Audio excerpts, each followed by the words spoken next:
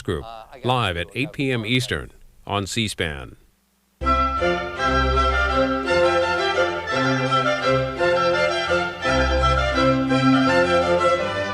This week on Booknotes, our guest is syndicated columnist John McCaslin. He joins us to discuss his book, Inside the Beltway, Offbeat Stories, Scoops, and Shenanigans from around the nation's capital. John McCaslin, author of Inside the Beltway. You finished the entire book in the acknowledgments by saying this: "Finally, I am truly blessed to be the middle son of Robert W. McCaslin, grandfather of Phineas McCaslin, and 7 elder cohorts, and upon stoking his wood stove each morning, sits down to read every word I write." Explain all that to us. You know, the greatest compliment for any journalist comes from his mother. My mom has passed away, so my dad is still in the house where I grew up, and my editor, Wesley Pruden at the Washington Times, says, "Don't write a story too long." He's constantly drilling that into the heads of reporters because he said in this day and age of information overload, nobody has time to read an entire story. So at my newspaper and at the Syndicate, we try to write shorter. I write very short in my anecdotal stories of Capitol Hill and the White House.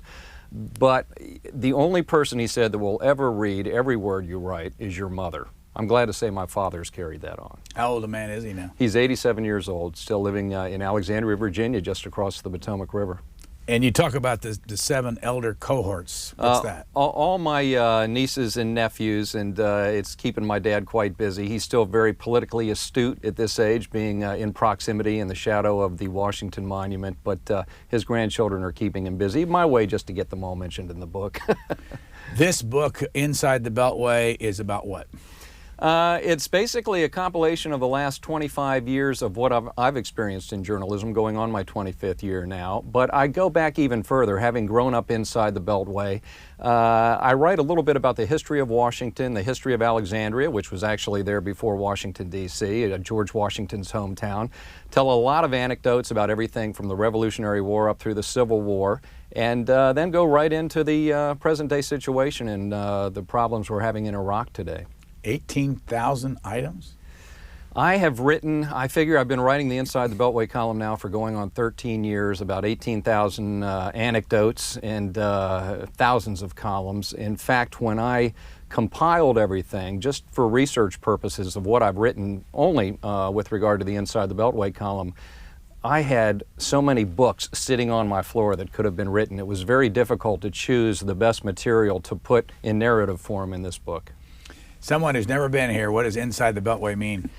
Inside the Beltway is obviously, the Beltway is a 66-mile ring of heavy traffic that encircles Washington, D.C. None of us local folks, I'm sure yourself, like to even get on the Beltway. It's a treacherous drive, usually at a standstill, I might add. But it's also an expression in Washington, and I've written an entire chapter about what Inside the Beltway means by going through all of my columns and as well as new fresh material, quoting all the senators and congressmen on Capitol Hill who talk about, you know, having this Beltway malady. And it can be something negative, it can be something positive if you make it so, but usually it's to the opposite extreme.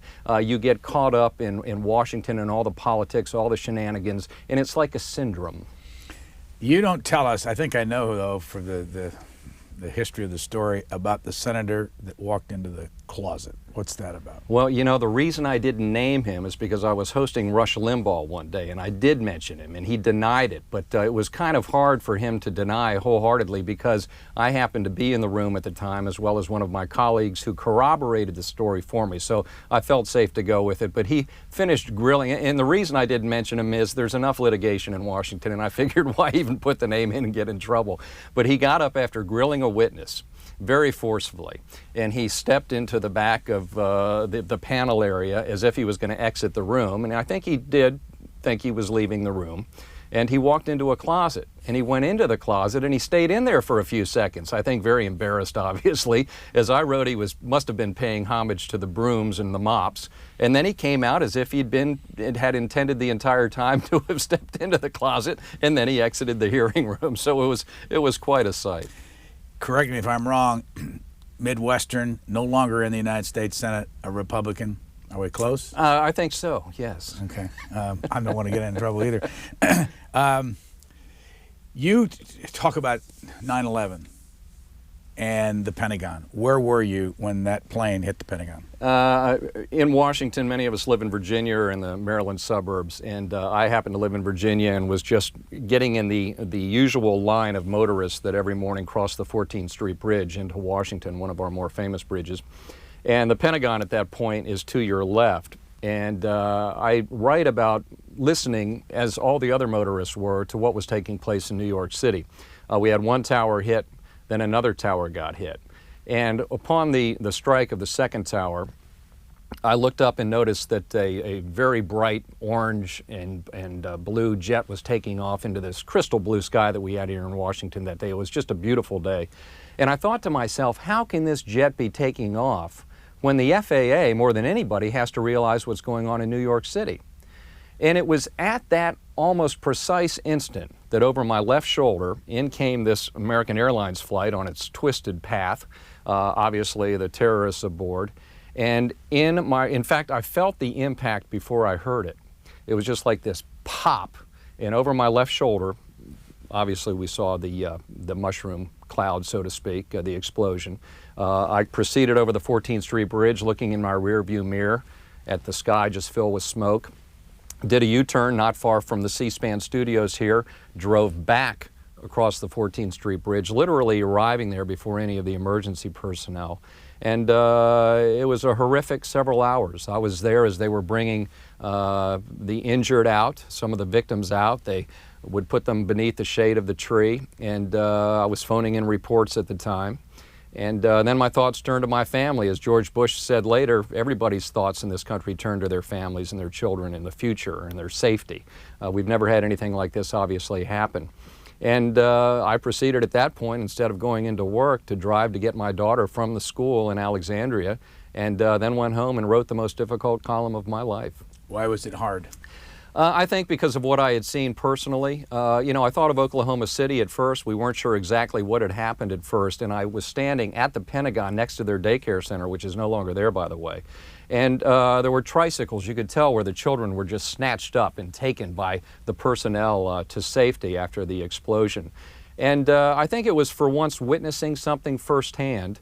And it so happened, ironically, that several weeks later, the Senate Hart office building is one of my regular haunts. I park over near there and then get into the Senate Hart building where the subway runs beneath, jump on the subway, which is the private subway for the congressional folks, to go to the Senate Press Gallery.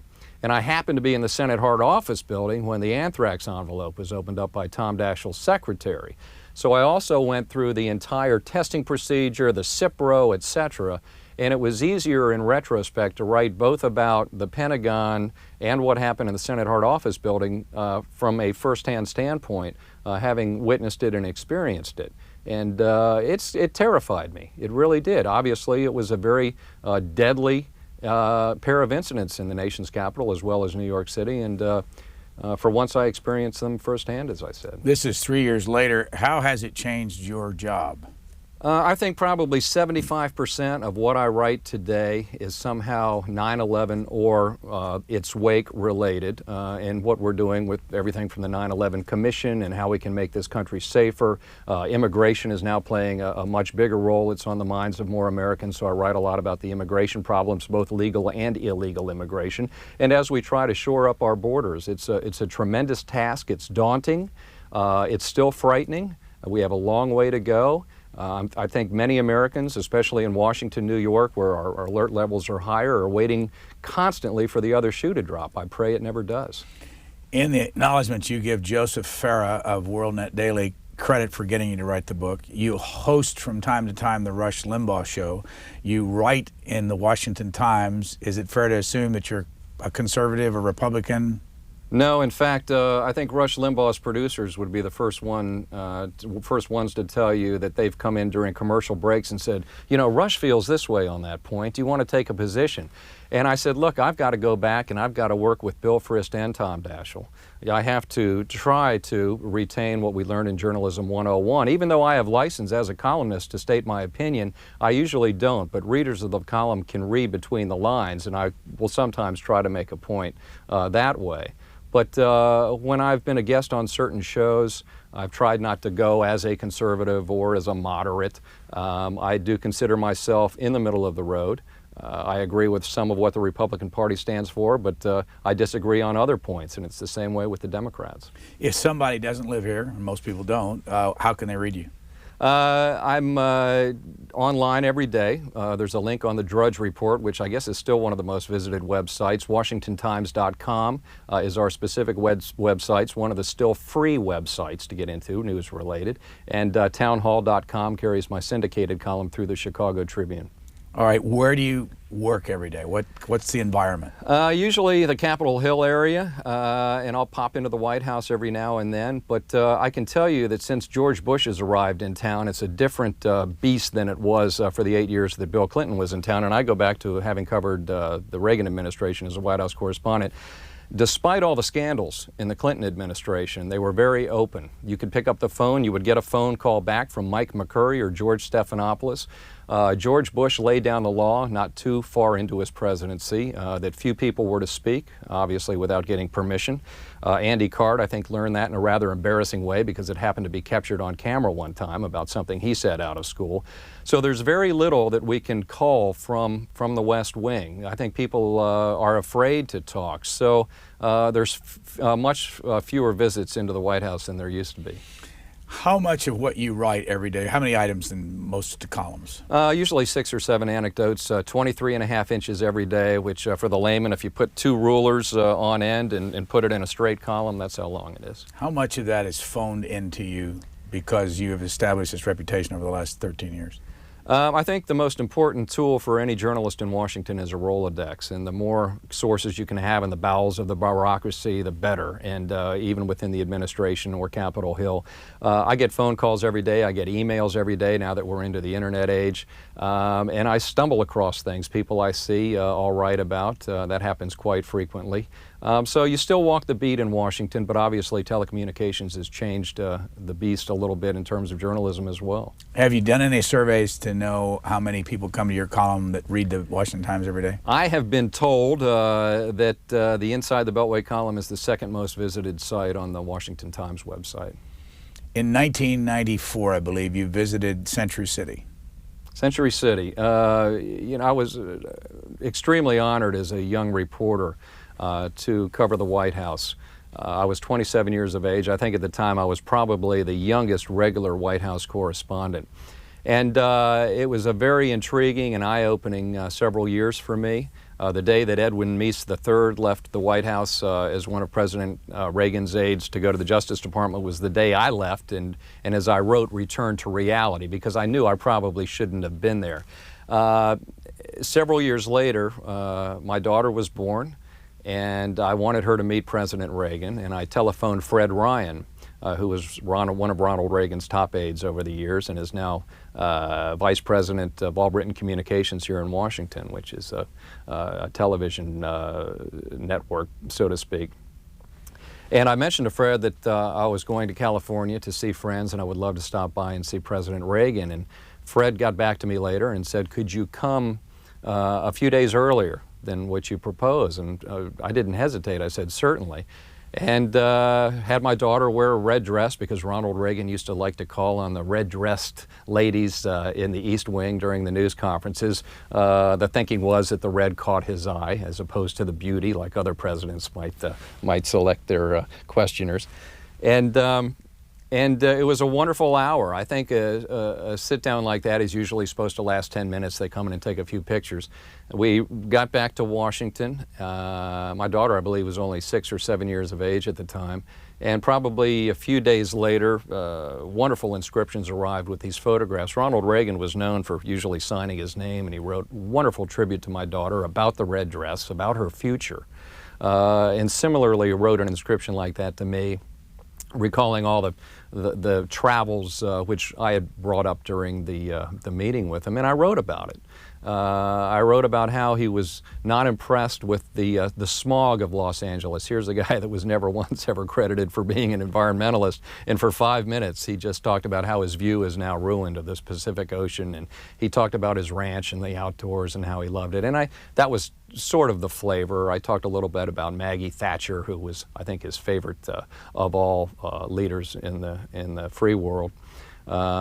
And it shocked me several days later when there was this announcement that he was suffering from Alzheimer's disease. And I realized then what Fred Ryan might have done for me, an extreme honor. And in retrospect, I'll never forget. I'll never forget that day and that opportunity. And we've just buried him, and I'm very happy to say that I'm going to be going out to the Reagan Library later this fall for a book signing, and I'm looking forward to that. Your daughter, Carrie, is that your only child, by the way? Yes. How old today, and does she remember this? 16 years of age. She does remember it. We have that photograph prominently displayed in our living room, and she and I were in London when the president passed away this past summer, and we were glued to the television set despite the schedule, the tourist schedule we had over there, her first trip and my first trip together to London, and we watched the BBC for hours on end. When you were not very much older than your daughter, Carrie, at age 20, you interviewed someone named Elizabeth Ray. Yeah. Who was she? Elizabeth Ray was the mistress of Capitol Hill at the time, in that era, who became famous for the quote, "I've never even learned to type." I believe she was paid more than $40,000 a year by Wayne Hayes, who was a congressman. The scandal came out, and Elizabeth Ray, after spilling her soul to the press, decided to go through some spiritual training, so to speak.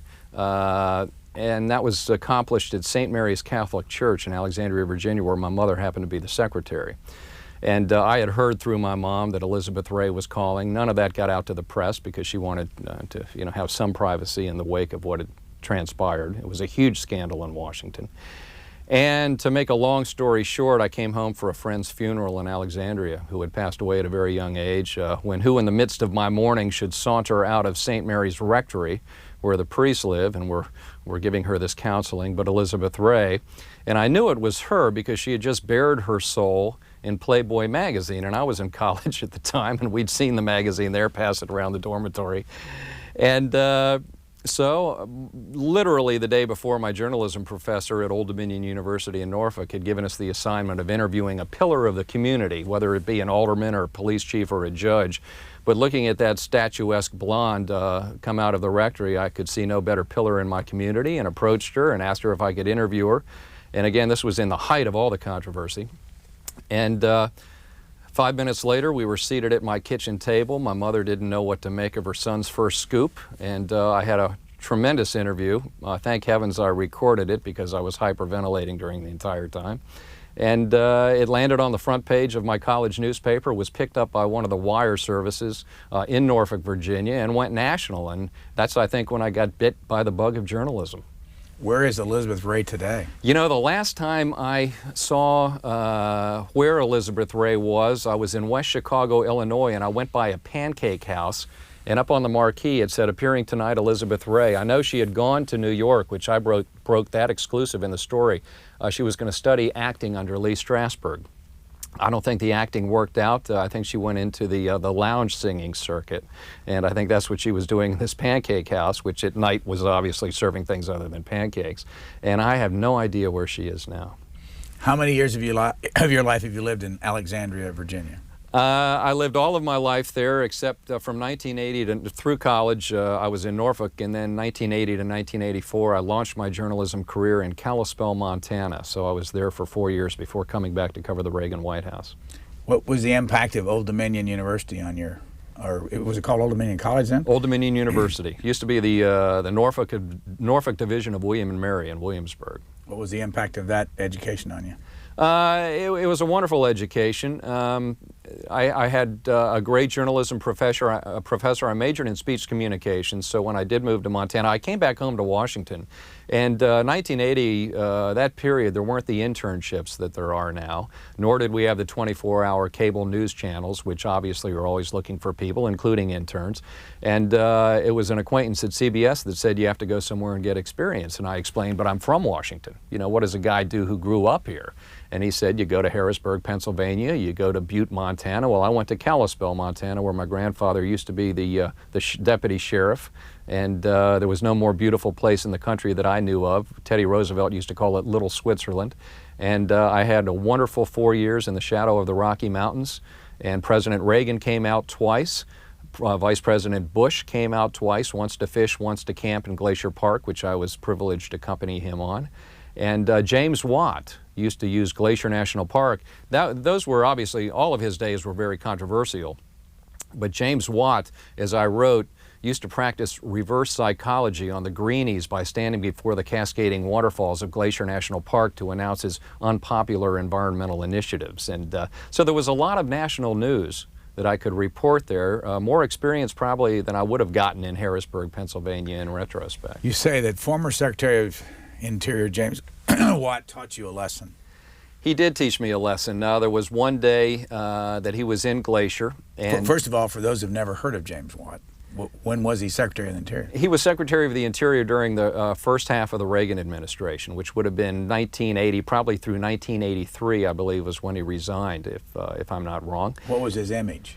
I think his image, as far as the media was concerned, was not only an anti-environmentalist, but he made headlines. I think the most resounding headlines were when he banned the Beach Boys from the National Mall here in Washington because of budgetary reasons. And anybody would think back then, oh, you know, that's not that big of a deal, but the media had a heyday with it, and they dogged him until his last days in office. So, lesson he taught you? So my radio station where I worked was going from 10,000 watts to 50,000 watts. It was KJJR radio station, and I typed up this clever little promotion that I handed to him in a bathroom in Glacier National Park because he wasn't in the mood to do any interviews that day. So I thought, well, this is my only chance. I followed him in. There was no place for him to turn, standing there facing the porcelain walls, and pulled out my tape recorder with his permission a short time later, and he read this promo that was filled with the word Watt because of the fact we were changing Watts, and not only that, it was his last name. And he stumbled over his name several times, and we had to do several takes, and I had promised him, don't worry, I will only use the one final take. But it was so hilarious to me, his difficulty with reading this, that I soon became part of this pack that was after him and aired the entire thing on the radio during that evening's lighter side of the newscast. Little did I know James Watt would be listening in his car as he was driving from Glacier Park to Glacier Park International Airport, which is in the Flathead Valley. No sooner did he reach the airport that he picked up the phone, this is the kind of guy he was, and telephoned me at the studios. And I was embarrassed. I'd gone against my word. And credibility is the most important thing for a journalist. I think it takes time to learn that. I did not know it at the time, but he taught me the lesson of credibility. And I think he forgave me. A few weeks later, an 8x10 photograph of me, of both of us taken in Glacier Park by a photographer, arrived in the mail, and he had inscribed, to John McCaslin, thanks for breaking me into radio, James Watt. And he resigned about a month later. The first couple of chapters of this book are about, among other things, grizzly bears. Yeah, there's, apart from the infrequent trips by politicians to Montana, we're constantly surrounded by beautiful country, and within this country lives the largest population of grizzly bears in the lower 48 United States. Glacier Park, I believe, has several hundred, up 600 or 700 bears. And while I was there, we had the famous book, The Year of the Grizzlies, or the Night of the Grizzlies, I should say, that was written back in the 1970s. I happened to experience in my first year in Montana the Year of the Grizzlies, when we had 3 people killed by bears within the first couple months of my arrival. And they make for great stories, as sad as some of them turned out to be. There's some humorous tales of grizzly bear encounters there as well. I'm not sure what my publisher thought of me writing about grizzly bears in the first 2 chapters of a book on shenanigans in Washington, D.C., but I think readers will delight in it, and it segues perfectly, I think, into the Reagan White House, because covering one beast is not too similar from covering another beast. The Bob Bennett story? Bob Bennett, President Clinton's attorney here in Washington, who many believe helped keep the former president out of the clinker. The great thing about the state of Montana, if anybody has any connection to it, you learn about it, especially in a small city that Washington, D.C. actually is in many ways. And Bob Bennett and I, on several occasions, would talk about Montana. He had a house out there, not far from where I lived. And he had an encounter with a grizzly bear, nearly was killed by one. They were charged by one, he and another photographer that had been standing atop a bison, having his daily meal. I think there were some cubs nearby. And a grizzly mother will always protect her cubs. That's her first instinct. And they immediately drop to the fetal position, which you're supposed to do, and you're supposed to play dead. And if you're dead, a grizzly bear will leave you alone for that period of time and then come back. And you know, you would probably become a victim if you stayed in that position for too long. But normally when the bear walks off, you scamper as fast as you can out of there. And Mr. Bennett did do that and lived to tell about it. There's so many stories. I'm just going to jump around as I find one and see how much I can get from you on the story. The story of Barbara Bush and Yeltsin. Do you remember? I mean, if you don't remember, I've got the page open. No, I do remember that. That was the, you know, and I write about so many of the political figures in Washington, first ladies included. Barbara Bush was the quintessential First Lady. Obviously, Hillary Clinton, who followed, was the different style of First Lady, one we have not seen in Washington for a while. So we didn't hear too often about Barbara Bush, but it was after they left the White House that she told the story of an encounter she had with Boris Yeltsin, who obviously was a tremendous worldwide figure at the time. And he, and I can't wait for readers to delve into it, because there's more to the story. But to make it short, he talked about what it meant for a gentleman to tap the foot of a lady beneath the table while they were having dinner. And he was doing this with Mrs. Bush and explained to her what it meant. And she got a big kick out of that. But waited, the style of woman she was, she waited until she left office to tell the tale. Well, you're right. It says, in this country, Yeltsin continued, it means the woman loves the man. Without realizing it, I began grinding his foot into the ground with my foot, Mrs. Bush explained. An obviously impressed Russian leader later scribbled a note to the First Lady on a White House menu. You stepped on my foot, you knew what it meant, and I felt the same way. Now, where did you find something like that? I got it from Mrs. Bush later when she remarked about it in a setting where I happened to be. I don't recall exactly where it was, but I did write that in my column. The chapter named Aaron Brockovich, of course, is what's in that? I write about Al Gore, and obviously in our lifetime there'll probably be never be another election like the election of 2000. And we all woke up the morning after the election thinking we would have a president of the United States. I know my newspaper, for instance, changed its headlines 3 or 4 times overnight, from President Bush to President Gore, back to President Bush, back to President Gore, and then Florida came into play. And then I think our last headline of the day was undecided.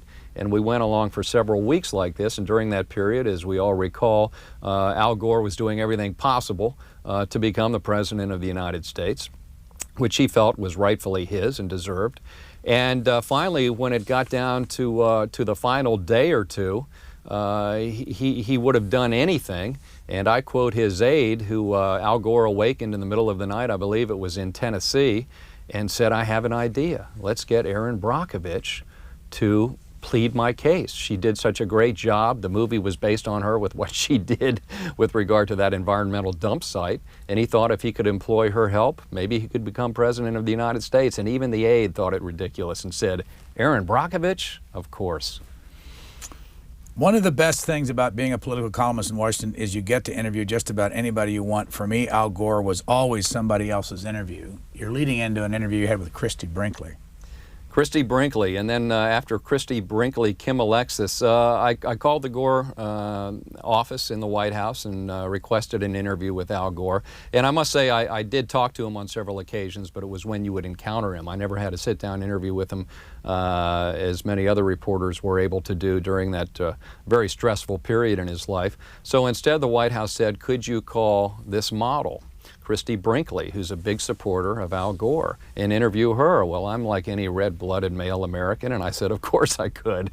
And we had an intriguing conversation about politics. The woman obviously supported Al Gore and told me the same. She also gave me some interesting quotes about why she didn't like President Bush. She could not understand why women were attracted to President Bush physically. Some incredible mail after that to my column from one gentleman that said, well, what does Christy Brinkley think her attributes are? Why does she think we pay attention to her if it's not her looks? So he thought it ironic that she would say that about President Bush. Why do we pay attention to actresses? You know, that's, I happened to do an interview recently, my first ever interview on VH1, and it was a very difficult interview because of the questions they asked me. I'm used to answering rather difficult, to-the-point questions about life on Capitol Hill, and their audience was more interested in, you know, who wears the nicest neckties, who's the most pampered, and who is surrounded by the most prestigious folks. And there's no secret that the Democrats in Washington are followed very closely and supported very closely financially and with regard to public speaking engagements by most of Hollywood. And it's different, I think, for the Republicans. So I think that's one reason. I think that Christy Brinkley falls into that mold. I do write in that chapter that after interviewing Christy Brinkley, I only thought it fair to interview Kim Alexis, who happened to be an outspoken supporter of George Bush, as many people called to tell me. In fact, she was going so far as to fast to show America that we needed to elect a Republican president after 8 years of the Clinton White House. You have I don't know what you call it, verse, I guess, Len Nofziger's, from Len Nofziger's book. Was his book titled Unbridled Joy, the verse of Joy Skilmer? Yes. When did he publish that book? He published that book about 2 or 3 years ago and sent me a signed copy, and I was very happy to review it for my column and include a few passages. And it wasn't Len's first. He's got a couple published volumes of these great poems. He wrote them himself? Yes. This one says, I wonder if we'll ever see a country that is Clinton-free, a time when Hillary and Bill have left us and gone o'er the hill, a time when they don't think they're mean, each one to be our president, to tell us all what's best for us, defy us then to make a fuss, to insist they're meant to rule us, sure as always they can fool us, a time when they at last have quit their drinking from the public teat, when Bill no longer wags his jaw, instead goes home to Arkansas, and Hillary no longer runs but takes to baking hot cross buns. Why was that interesting to you? Well, I think we all got a kick out of writing about her cookies, that she was not the type of wife that stays home or mother and bakes cookies, that she was going to have an impact in Washington.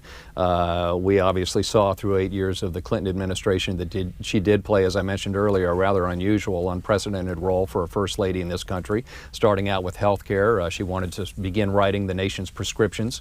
That failed. There were many other causes she took up, and she got quite a following through all the turmoil that she went through, both personally and with regard to what she tried to accomplish in the White House, and that helped her become elected the Senator of New York. And there are many in this town who believe, and I'm included, that she will run for president in the year 2008. And for a columnist like you, what's that all mean? The hot cross buns, or the fact that she's climbing the ladder the way she does? If she becomes more prominent than she is now and runs, and let's say she wins someday, was that good or bad for a columnist? That would be very good for a columnist. It's been a very difficult 3.5 years for me, in light of the fact that George Bush is the Boy Scout that he is. He goes to bed every night between 9 and 9:30. His wife is nothing like Hillary Rodham Clinton. There's no point scouring the East Wing for scandals that she might have. She's a librarian, after all, a wonderful woman, as was Mrs. Clinton. But you know, it's going to be intriguing to look forward to the next 4 years, depending on the outcome of the 2004 election, to see what happens. And I wouldn't be surprised if we had a rematch of the early New York Senate race between Hillary Rodham Clinton and Rudy Giuliani. That would be very intriguing for not only me, but for any columnist in the nation's capital. Chapter 7's fisticuffs and fruitcakes. You know, it's, I point out that congressmen and senators are no different than you and me. They're dog walkers, they're den mothers, they're Boy Scout leaders. And like you and I, sometimes they lose their temper.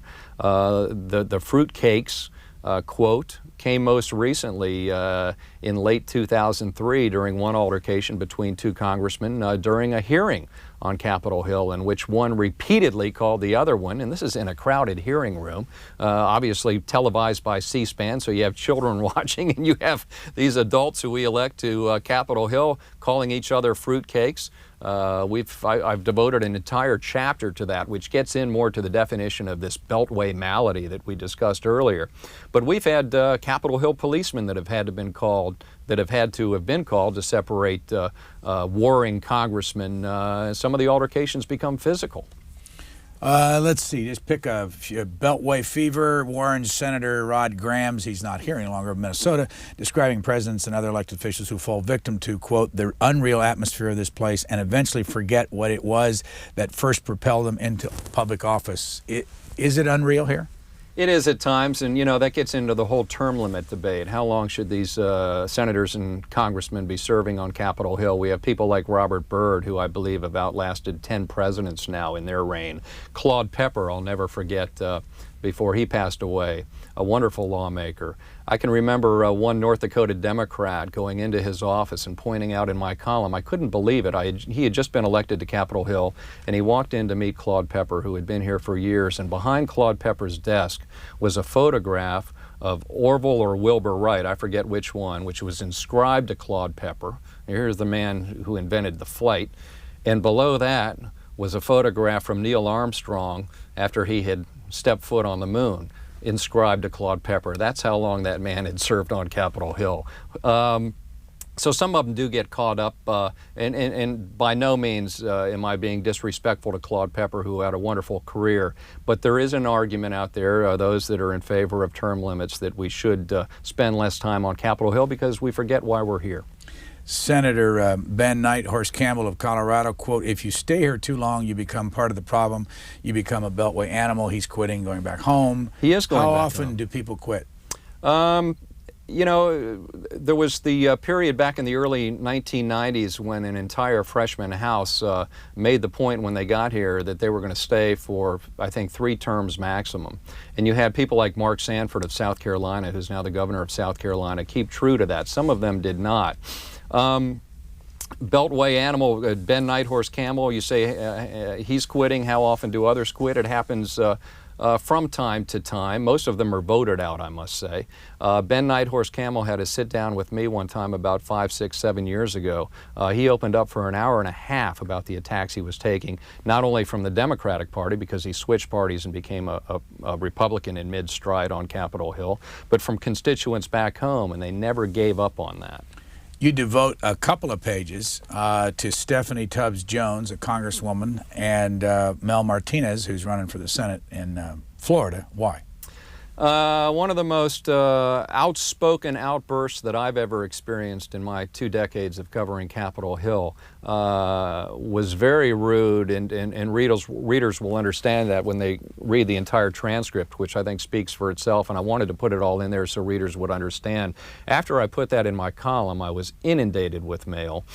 She basically was a lawyer, a prosecutor, during Mel Martinez's first inaugural testimony on Capitol Hill as a Bush administration official, taking out her frustrations on public housing on Mr. Martinez, even though it was more George Bush's doing, and the entire administration.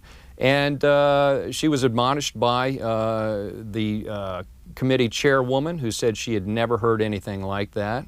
And one column will feed another column, as I found out. I write 5 days a week, And within a day, I heard from the Congresswoman who explained her position to me, and I put that in there. But it, I think, gives the reader a flavor of how dicey it can get on Capitol Hill. There's a lot of fighting that goes on here. We had a congressman one day, who I also write about in the book, who showed up for a committee hearing and opened up his jacket to show that he had a bulletproof vest on. And it was more in jest, but he just wanted to point out, I'm prepared today to take it from all sides. You write South Carolina Senator Ernest Hollings, who's also retiring, remembers the late Richard Russell of Georgia saying, quote, "They give you a 6-year term in the U.S. Senate, 2 years to be a statesman, the next 2 years to be a politician, and the last 2 years to be a demagogue. Regrettably," Hollings says, "we are no longer afforded even 2 years as statesmen. We go straight to politics and demagoguery right after the election." And I think you're seeing a lot of that right now in this 2004 presidential election that's been very divisive, and that obviously streams down into the congressional and the Senate races that are going on this year as well. I think that that also gets into the reign of how long a congressman serves on Capitol Hill. That's being debated. Should they serve only 2 years? A senator serves 6 years. But is 2 years enough? And I say that because no sooner does the House side of Congress get elected that within 6 months you're almost running for re-election again, as long as the campaign takes today. And obviously you've got the other side, whether it be Democrat or Republican, gearing up in the wings to challenge you. So a campaign almost begins instantaneously again for re-election after you take office on the House side. What is your daily time deadline for your column? I have a late afternoon, early evening deadline. I can update a column through 10 o'clock at night if I happen to go to an event and something happens. I try not to do that too often, but when you do write 5 days a week and 2 days for a syndicate, that's basically 7 columns every 4.5 days, which is a tremendous amount of writing. I'm always writing the next day's column, and perhaps the day after that is the same day I'm writing the following column. Biggest response you ever got from some item? You know, I think of what has happened of late to CBS and these allegations that this phony document with regard to George Bush's National Guard service is real or not. And I've been burned a few times, so when I think of impact, I think of what has embarrassed me the most. I've had that happen to me before. My first reaction after I heard that was, thank God that wasn't me, because with the advent of the computer, people are so capable today of altering photographs, as we have seen in the past, documents as perhaps we're seeing again. And you have to be very careful today. So I think the biggest impact you have, in my mind, is what you've done wrong, because people love to jump on that. I would say probably exclusives surrounding the presidency. If you can get something out of the White House, are always big stories. But there's no way I think I could pinpoint one as much as I've written over the years. How about your biggest mistake? Several of them. One had to do with Ken Lay of Enron. We got very late in the afternoon. In fact, it was pointed out to me by one of my colleagues. Here's an incredible list of things that the Democrats are saying, you know, this White House has done. And I threw it into the column without checking it as much as I should have. And one of the points, one of the talking points, was that Ken Lay had spent the night at the White House during the Clinton administration, which never happened before. He had visited the White House, and I just didn't pay attention to that sentence. And something like that really comes back to haunt you. The cover-up in Washington, as many politicians and journalists don't understand, the cover-up is the biggest problem. That's when it can really hurt you. So as fast as you can get a correction or a retraction in the paper, the better.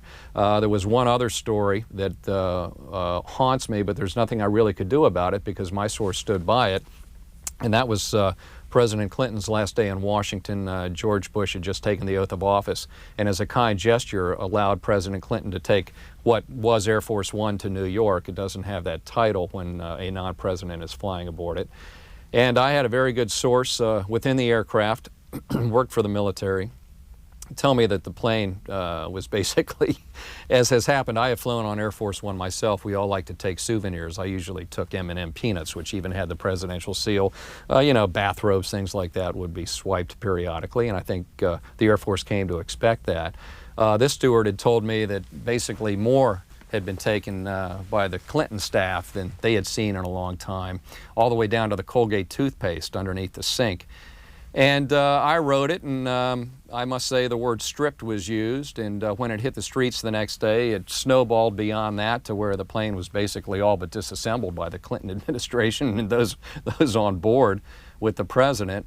And a few days later, President Bush came out and basically stated that did not happen. I was in a situation where I couldn't say, okay, this document was phony, I apologize, because I had a source who stood by the story, but it didn't make me look good, and I've never forgotten that. So you have to be very careful. How often are items that you print picked up by others without credit? You know, what made me write this book was I looked in so many indexes and saw so many of my items, I thought, why don't I write my own book? It happens periodically. It's the old rip and read syndrome that we've always accused broadcast media of doing with regard to being a newspaper man and what you write. We're always in the trenches, unlike a lot of broadcast reporters. We do all the writing for the most part. And so I think it not only happens to me, it happens to other journalists on a daily basis. Some try to make an extra effort to give you credit, but other times I think once they read your story, this is kind of the practice now, they can call up the Clintons or whoever we're writing about, corroborate what you wrote, and then they don't have to quote you. You tell a story about Senator Bob Byrd going to the White House for dinner with George Bush. What's that? A very kind gesture on the part of George Bush. The first guests in the White House after he assumed the Oval Office from Bill Clinton happened to be a Democrat and his wife, Robert Byrd, the senior Democrat in Washington, D.C. today. I mentioned before, he has outlasted so many presidents. And Bobby Byrd and his wife, I believe her name is Irma, were invited by George Bush and First Lady Laura Bush to sit down for their first dinner in the White House. And as I said, not only was it a very kind gesture and reach across the aisle, but it was very telling something Robert Byrd said after the dinner when asked what impressed you most about this new President of the United States. And Robert Byrd said the fact that he said grace after his meal, is what impressed him the most. And I'm not sure if he was referring to the previous 8 years and the lack of grace in the White House or not, but that definitely had an impact on Robert Byrd.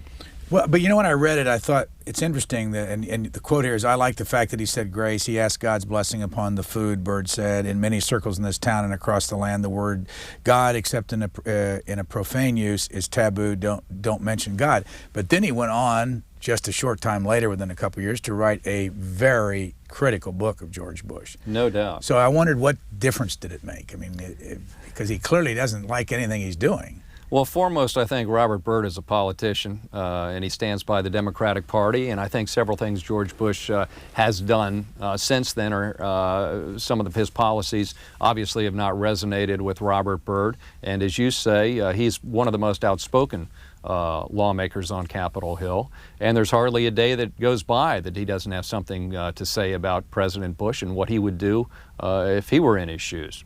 The title of the next chapter after that one was Chapter 11, Splaining and Canoodling. Where'd you get that title? Splaining the Canoodling.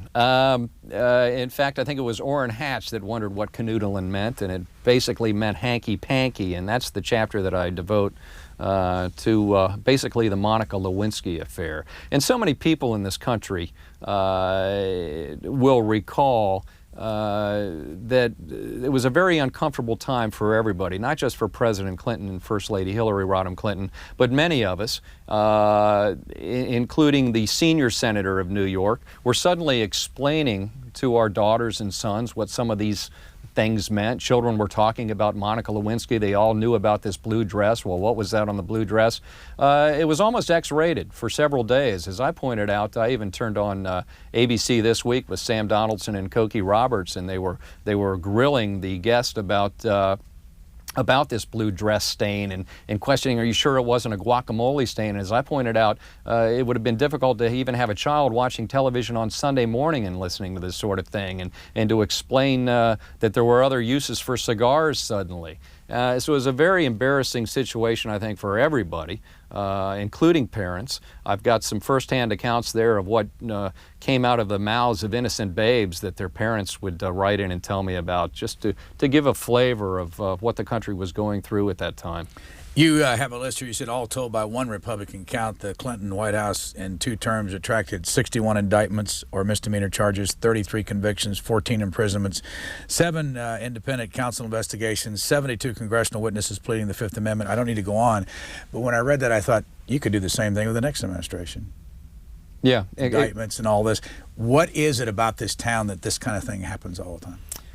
Well, I think that goes back to the whole, definition of what the Inside the Beltway label means. I think that the power can go to your head in Washington. I think that happens worldwide. There's some say that the Bushes are a monarchy, similar to the British crown and throne in this country, to have one president follow another with his same name. But then I point out Al Gore had the same name as his father, and his father was a very well-known politician. So is that the reason they're there? Well, probably most likely. It was a great stepping stone for them. But, power is very important. I think that was one excuse that Bill Clinton used with regard to Monica Lewinsky being attracted to him. Any young woman, they said, would be attracted to somebody of such stature. And this is obviously the seat of government and power in this country, so this is where it happens, and this is why I have so much fodder on a daily basis to report. Where do you physically do your writing? I do my writing in Washington. We have our office here on New York Avenue. We have computer terminals on Capitol Hill and the White House for our White House people. We have bureaus throughout the area like most newspapers do as you get out into the surrounding suburbs. And in this day and age, it's very comfortable for me to do a lot of my writing out of my own den at home. How often does somebody call you from any administration or a source and say, here's an item for you, but when you print it, I will deny it? You asked me what one of my biggest exclusives was, and that happened. Neil Schur was the head of the Office of Special Investigations in the Justice Department back when I was covering justice. And I was the first reporter in the United States to report that they were about to find Joseph Mengele, the most wanted Nazi war criminal's body in Brazil. And I had basically bugged Neil Schur for months because, we had some rumblings that they were close to doing this. And he finally called me up one day after telling me nothing for months. And what were the chances that they would find this man after 40-some years on my beat the second I took it over? Well, they weren't very good odds. And I was stunned when he called up and said, do you like Chinese food? I said, of course. We went down, we had lunch in a Chinese restaurant. We talked mostly about newspaper work. He had a son who was interested in being a newspaper man. I thought, oh, this was the point of this lunch. And I said, I can't go back to the paper without a story. And he said, one of the things you say for people that watch this network, that Arno de Borgrave was pushing you on this story for years. A very insistent editor who, great World War II veteran. He's covered countless wars as a war correspondent, and as I pointed out, he never gave up the search for Nazi war criminals. We were pulling dozens of them out of cities like Cleveland and off of farms that had come to the United States to live ordinary lives, and deporting them back to face charges after all these years. And Arno wanted the biggest of them all, which was Joseph Mengele. And I went back, wrote this story up that Neil Schur gave me, that the trail's gotten hot. He denied saying it the next day, so that precisely is what happened. And I felt terrible. UPI immediately wrote a dispatch over the wire saying, despite what John McCaslin had written today, the trail is cold. Well, there's not any more bigger denial than that by Neil Schur. And within 1 hour, another bulletin crossed out of Sao Paulo, Brazil, that they had unearthed what they thought was Joseph Mengele's remains. And I was on the next plane with Neil Schur, who was ignoring me all again. But it turned out that it was his remains. Most of the time, you don't hear the full story on it. Does Neil Schur know that you're talking about the fact that he didn't tell you the truth? Yeah, he did tell me the truth, but I think he kind of figured it out after a couple days. That is the way I wrote it. That I realized. In retrospect, he'd done me a wonderful favor. But again, the question is, how often do people plant stories with you, and then later on the administration denies it, and you know that it came from inside the administration. Well, not only me, but you know, the New York Times and the Washington Post frequently have this happen. Like us, they have a huge readership. Administrations will often we use the word float a story, just to see what kind of reaction they're going to get. It might be a policy initiative that they'd like to propose, but they're not sure whether they should do it. Is the climate right to do this at this time? They will give you a seed. You will put the seed in your column, or you will put the seed perhaps on the front page of your newspaper. And obviously the broadcast media will then pick it up. They will gauge the reaction. Hey, if it's not going to go, if it's not going to work based on that reaction because the Democrats or the Republicans are shouting about it on Capitol Hill, it didn't come from us. One of my favorite stories, George Bush was tired of administration officials within his White House speaking on background. And he issued a memo, which I write about in the book. This was less than a year ago, saying there will be no more stories out of the West Wing if the person stating or giving the story to the reporter is going to be quoted as an unnamed administration official. And my source was an unnamed administration official. So I had a double story there. You paint a picture about George Bush. I don't know that I've ever seen it before, about him being a gopher for Senator Ed Gurney of Florida. Where'd you get that? You know, it comes from a gentleman who is often mistaken for Ted Turner, who's the president of the 60 Plus Association here in Washington. And he hired George Bush right out of college for his first job, which was on Gurney's campaign in Florida, to basically herd the reporters on and off the airplane and into their hotel room, similar to what we have right now today. When you travel with the White House, you always have aides with you that represent the president and help you on and off the buses and what have you. And George Bush did this, and he apparently did a pretty good job because Gurney got elected. What do you think of him, George Bush? I mean, what did this fellow think of him? He thought he was a good campaign worker, and perhaps he could follow in his father's footsteps, and by golly, he did. How much did the FBI play in your life, and did you ever know J. Edgar Hoover? I met J. Edgar Hoover on several occasions as a young man. In fact, the day I took over the Justice Department beat, I requested an interview with Ted Olson, who was one of the assistant attorney generals, because he had Hoover's old office. And the only reason I wanted that interview was to go in and see Hoover's office again. I never told Olson that. My father was an FBI agent for 37 years under J. Edgar Hoover. My mother worked in the FBI for several years. That's how she met my father before she went over to become the parish secretary and helped me on my career path. And, you know, there wasn't one night you wouldn't come back from school and Dad would come home from work that you didn't hear a great story about J. Edgar Hoover or something going on in the FBI. Did your dad like Mr. Hoover? Very much so. He's one of those agents that has stood by him, as has Deke DeLoach, who was number 3 under Hoover, just beneath Clyde Tolson, who has written a book in defense of J. Edgar Hoover and a lot of the allegations that have come out since then, from racism to homosexualism to things like that, as well as somebody like Ray Winall, who I write about in my book, another friend of my father's who also wrote a book in defense of J. Edgar Hoover. Where did you meet your wife?